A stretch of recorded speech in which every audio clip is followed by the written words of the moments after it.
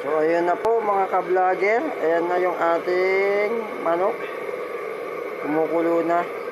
So at this time pwede na po natin ilagay yung ating pechay.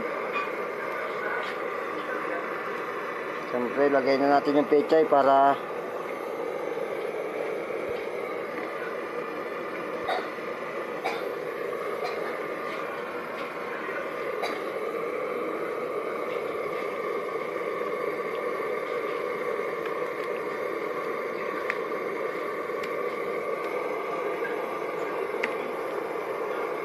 yun, oh.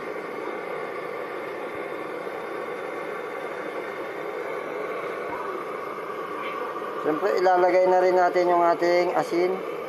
Ayan.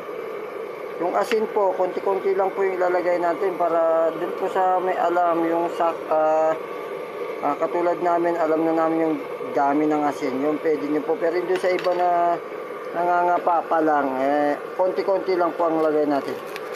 So siyempre, maglalagay rin tayo ng Maggi Magic Sarap, yung lagi ko pong ginagamit na pampalasa. Ito po yung Maggi Magic Sarap All-in-One Granules, Seasoning Granules yan. Ang Magic Sarap po ay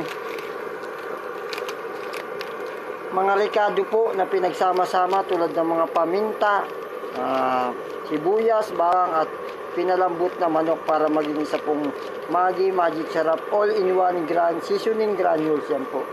Yan po ang Maggi Magic Sarap. So ang Maggi Magic Sarap po ay pwede natin gamitin sa lahat ng ating lutuin. Pwede rin po siya sa adobo, nilaga, prito, o sa kahit ano pong lutuin natin. Pwede po siyang gamitin. So pwede po siya sa lahat. Kaya gumamit po tayo ng Maggi Magic Sarap Seasoning Granules All-in-One. Ayan po ang Maggi Magic Sarap. Lagyan mo ng magic.